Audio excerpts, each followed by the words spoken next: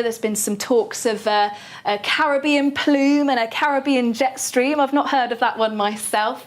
Also talks of the Spanish plume coming up from the south. So I just wanted to talk about that quickly, because with that kind of setup, we get warm temperatures and then we normally see a thundery breakdown, which is why I'm sure some thunder questions have come up.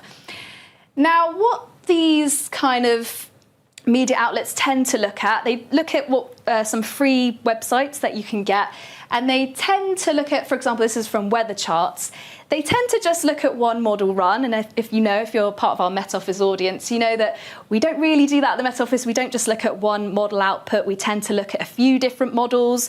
We also use ensemble data, where we run a model multiple times with different initial conditions, and that shows us the different possibilities that we can see in our weather. So yes, this is one model output showing a warm plume moving up from the southeast. It indicates we could possibly see temperatures reaching 30 degrees.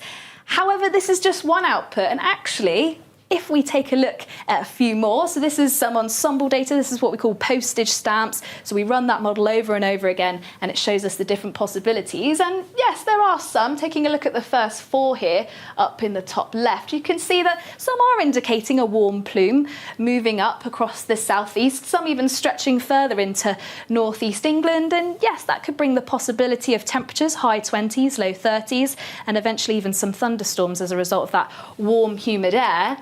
But not all of these outcomes are showing us the same picture. For example, here we have member 13, member 14, 15, 16, also showing actually no warm air at all clipping into the southeast, and it keeps it towards Europe. So there are some outputs suggesting that we could see some warmer temperatures into next week, but there's still quite a lot of uncertainty. Until we see a few more of these models or these model runs agreeing, we can't really pinpoint exactly if we're going to start to see those temperatures next week. And if we do, it's likely that it'll just be a blip rather than any sustained settled conditions with high temperatures.